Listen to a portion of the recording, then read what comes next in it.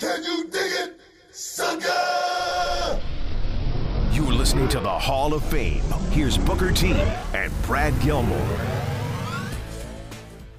Right. So it's more so like, again, like when you put your own personal agenda ahead of the betterment of the show. Yeah. Yeah. Or the betterment of the company of whatever reason. Right. Exactly. So CM Punk on Wednesday went out there and I guess it was programmed for him to set up something with Jon Moxley, right?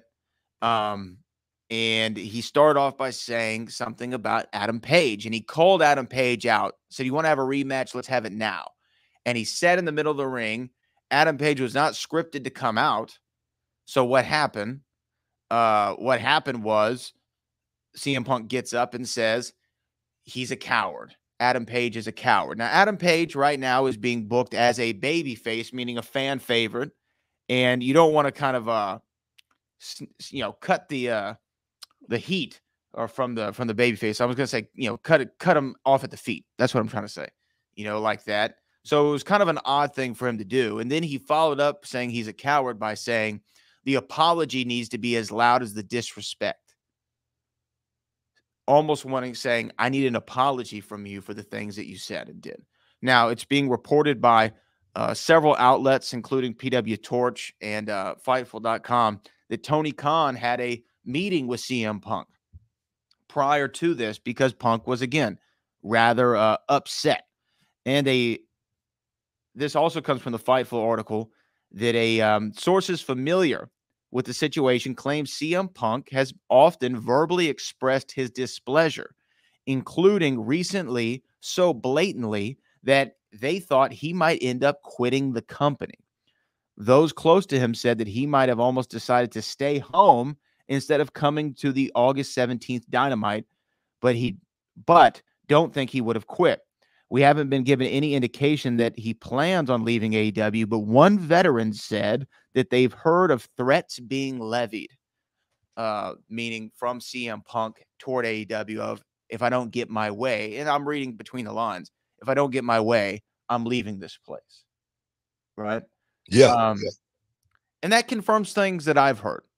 I've heard that when Punk came in, there was somewhat of a mandate that he is catered to, because he is a star. Let's not say he's not. He's a name draw for that company in particular, and he had some sort of demands that caused a divide in the locker room.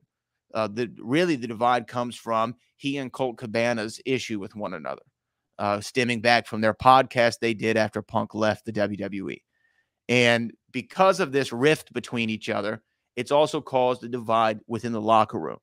And now this makes much more sense when I see Hangman Adam Page saying, I'm here to save AEW from you and things of that nature. It seems as though Hangman was the mouthpiece for one side of the locker room, and CM Punk is the mouthpiece, for himself, mainly. I don't know. You've shared locker rooms with CM Punk. Yeah. I've never met the man. You shared a show with him on Fox. I will say, from the outside looking in, judging on his track record from before, if he doesn't get what he wants or what he deems to be fair for CM Punk, this is the kind of behavior that he exhibits. I'm not going to show up to the show. I'm going to leave the company. Look, the pipe bomb promo was him saying, I'm leaving the company. Right? And then he had the interaction with him and Triple H, where Triple H said, yeah, I know you're going to bring change to WWE. That only change is make CM Punk a bigger star. And then Punk is upset that he's not in the main event of WrestleMania, which he was very, very adamant about saying. And I'm just putting pieces together. This is all I'm doing. And so then what happens? After the Royal Rumble, he's fed up and he leaves the company. They were saying that he was threatening not showing up. And these are just reports. I haven't heard Punk say this, but he was threatening not showing up. Some people are saying he was levying threats about leaving AEW. I mean, these are actual reports. Look, I'm not surprised, man. I'm not surprised. I mean, I've been in the locker room with him. You talk about backstage. Everything that we're hearing in the news right now and on social media, I'm not surprised one bit. I know the fans, they really love CM Punk. They got some kind of love affair with this guy, and I've said it before. CM Punk he has that ability to make fans feel a certain way about him. He does, and those fans have followed him, forever. They it was on that 8-year ride, that 8-year hiatus, along with CM Punk, waiting on him and holding on to that hope that he would come back, and finally he comes back. And now we see that it's not about the wrestling. And let's just say that it's not about wrestling at all. It's about being in the right situation, for me. And there again, if Tony Khan let him have that, all great. It's fine and dandy for CM Punk. But I tell you right now, it's a reason why we haven't seen MJF. And MJF falls under this same umbrella as far as, man, to hell with that. I'm one guy that don't have to take it. You know what I mean? And I'm gonna tell you right now, it's gonna be a whole lot more riff like that. I hear, my homie, my good friend, Goldie, he had put out a tweet and he said, people that don't want to be here, they should just leave. I get it. And I'm sure it's a lot of people talking like that now, because it's not gonna always be roses in a situation like this in this wrestling business. That's just the way it is, unfortunately. And hey, we're going to see how this thing play out at the end of the day. But the one person who's going to have to really take the reins in this situation is Tony Khan. Seriously, it's Tony Khan, because this gives a certain perception as far as, there again, certain guys coming in, certain treatment, and certain guys that's been there in certain treatment. And that's where the riff going to come in, just like it did with WCW. When all the WCW guys came in, guys got pissed off, guys got hot, you know what I mean, because they wasn't making a lot of money. I was one of them. And trust me, if they wouldn't have bumped my money up, I would have left WCW and I would have went to WWE. I would have. I know I would have. Right. They made me happy enough to stay. And that's what AEW is going to have to do with a lot of their guys right now. That's the position that they're in right now. You wanted to be in that WCW position, you're in it. When I think though about the whole thing, going into business for yourself thing, being a part of a wrestling organization, when all you have really with the boys is trust, right? Like that's all you really have at the end of the day. Like the boys trust you to do your job, whatever that is. If it's you're being the referee, if you're the ring announcer, if you're the person they're working against that night, the boys and girls, if you're the commentator, if you're the booker, right? Or if you are booker, they trust you to do your job and to make sure that everybody is put in the best light possible, right? Yeah. And to me, when you lose that trust, you lose the locker room. Because if one person can't trust you, nobody can trust you, right? I mean, that's just how I look at it. I don't know if that's accurate. Again, I can just speak from my experience. But if we write a show and you go out on television and change what's in the show, that's a problem. But when you have a show that don't have checks and balances, where guys got liberty to go out there and pretty much do what they want to do, it's like coming to reality wrestling. And if it's not scripted for you to go out there and grab the microphone, you don't grab it. If it's not scripted for you to go out there and grab a chair, you don't grab it. You know what I mean? And if you do that type of thing, when you come back through the curtain, I'm going to tell you to get your stuff and get the hell out of here. And I never want to see you again, because there again, this is a show. When somebody go into business for themselves, it's not about the show anymore. It's about that person. And when that happens, when the person want to shine a light on them for, creating this, what we're talking about right now, I think that's definitely the wrong signal. I need to be sending my employees that I'm willing to take that and it's okay. And we're just going to have a meeting about it and we're going to move on. And that's just my take on that. We got to take another quick break. Stick around. You're in the Hall of Fame. Welcome back. We're just chopping it up, talking a little, what's going on in pro wrestling today. But I don't know, man. Like I say, I'm talking on the CM Punk situation. It's definitely going to have to be some intervention as far as that company goes, as far as because right now I feel like AEW is off track. I think they're like a politician; they're off message right now, as far as really trying to get the people to buy into what they're doing. NXT did 750,000 views last week, something like that. They're going strong, man. And the last thing that they're thinking about, I think, right now is anything other than the show, giving the people, an awesome show. Braun Breaker's name is getting bigger and bigger every week. And it's just because, they're again thinking about the show. And I think it's so many antics going on right now with AEW as far as people. It's just like I made a comment last week about it may have been Monday, Tuesday. I'm sorry, about Leo Rush, and what I said was, man, if Leo Rush could just keep his mouth shut for a second, man, this guy have a job because he's talented. He is talented, very talented. He's very talented.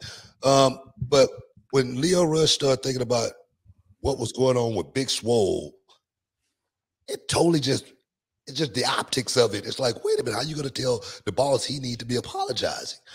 That's what I'm talking about. When people there again can't think about what their agenda is for themselves and that only, it's going to be a problem. When people thinking about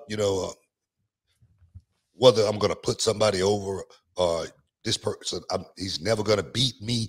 Talking like that, it does nothing for our company.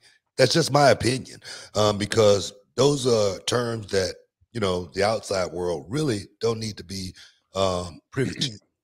I could be wrong.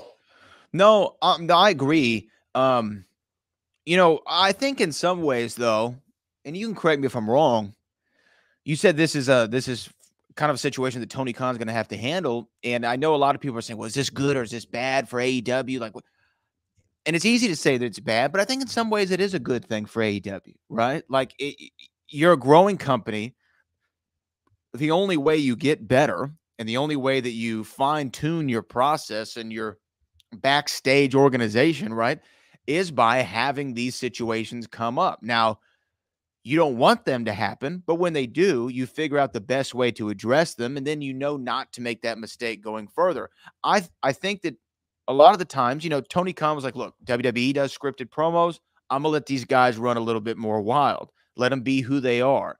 They're the professionals. Give them the reins, right? I'm going to give them some bullet points. Let them go. I think a lot of us appreciate that sentiment, but this is also where it can go wrong. I saw somebody in the chat talk about, we're not going to mention Hangman Adam Page going into business for himself in the promo. I do think there's a different distinction here. When you're in a program with somebody, I think that you're allowed to kind of take a couple more swings than perhaps you normally would have. For instance, Jon Moxley, CM Punk. CM Punk, the rest of his promo was nothing but one-liners about Jon Moxley and how not great he is, right? You're going to let that go a little bit more because you're in a program with Mox, right? Have you seen Christian's promos lately? Say what? Have you seen Christian's promos lately? I've seen them, yes. You're supposed to go in on somebody when you're in a program, when you're digging somebody. It's not like it's not the same thing. The guy wasn't in the building and you just start talking about him and make him look like a piece of crap. For what reason? That's the question. For what reason? Was it for the betterment of the show, or was it to create this, what we're talking about right now? Now I'm sure, and we talked about this a little bit yesterday before, we had to call the show off, but I'm sure that the powers that be are going to try to make this into something, perhaps, because right now you got a hot angle, right? Like potentially. You bring Hangman back and you put him in the mix. Put him in the mix next week. Put him on the pay-per-view. And you know what? And the right thing would be put him over. So if that's it, I was just listening to a story that I think Disco Inferno was telling about Kevin Nash. And he was saying, back in the day, everybody was all over Kevin Nash because he didn't want to work with the smaller guys. He didn't want to put anybody over. So Kevin Nash said, to squash all of that, I'm going to put Rey Mysterio over. in the middle of the ring. and it worked. so maybe yeah. But that's a really good point. You have to know how to manage the backstage politics, right? I actually Brian Gewirtz, go ahead. You were gonna say something? Well, not backstage politics is one thing. The ecosystem. Well, CM Punk's in a leadership position, and that's what I think more so than anything has to be displayed is leadership, because you're the guy everybody's looking to make this thing work. You're the one that got paid all the big money to come in and make everything right here. So when you're in that position, you're in a position of leadership, and me personally, I don't know, I could be wrong on that, but I think. There again, Tony Khan has to step up, but I think CM Punk has to step up too as a leader, as a general for that company. Now, anybody can take that and pick it apart and say whatever they want to say about it. But only thing I'm saying is CM Punk is in a very, very unique position to where people are looking towards him to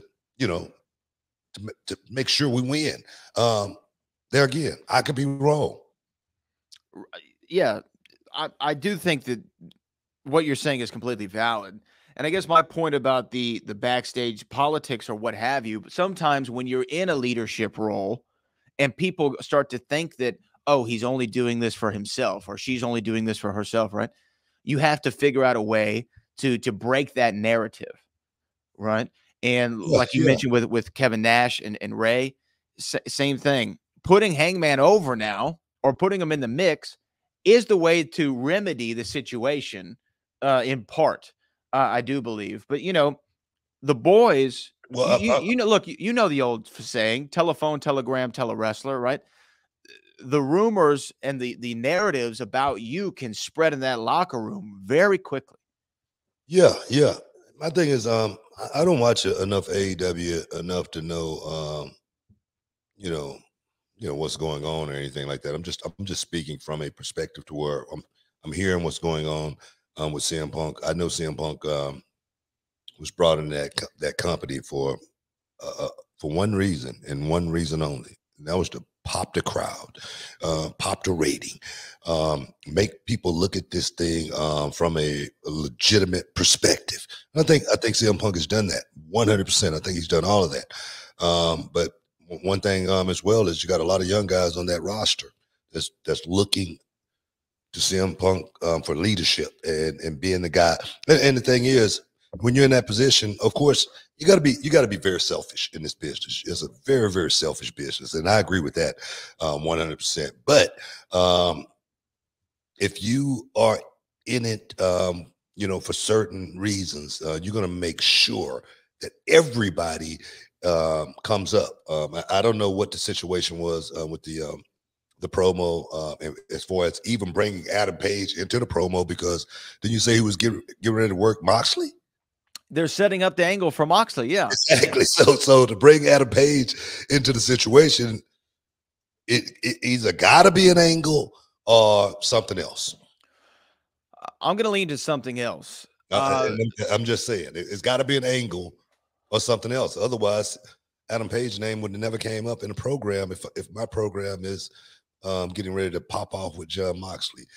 There again, it's got to be if smoke is fire. We'll figure it out in the long run. If it's an angle, there again, it could be great.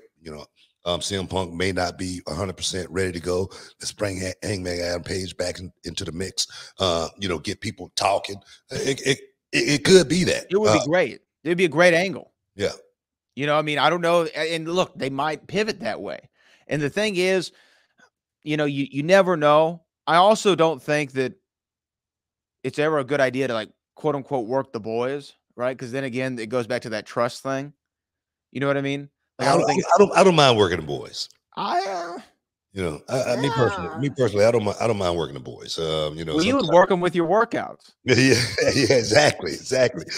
Sometimes you just you got to keep things under wraps, and sometimes when the boys are excited about it, the fans had to be excited about it. So sometimes that's a tool. That's a tool that you could use to, gauge, how big this thing really was. So yeah, it's like when the NWO came in, nobody knew the guys was coming in, and boom, when it happened, it was like, what the hell's going on here? So I get that part right there as far as working the boys and keeping everything real close to the body, especially so a lot of these ideas won't leak and get out. So yeah, I get that. I love that part. I could see it. I mean, look, I'm never shocked or surprised really by anything in wrestling. I don't think this is an angle. It doesn't feel like an angle. It's work. It doesn't feel like a work, but you know what? That's what every fan always says. First thing out of their mouth, it's a work. Got to be a work. It's a work, bro. It's got to be a work, brother. Yeah, it's got to be just working, bro. Man, hey, stick around. You're in the Hall of Fame. We'll be back in a minute. Can you dig it, sucker? You're listening to the Hall of Fame. Here's Booker T and Brad Gilmore.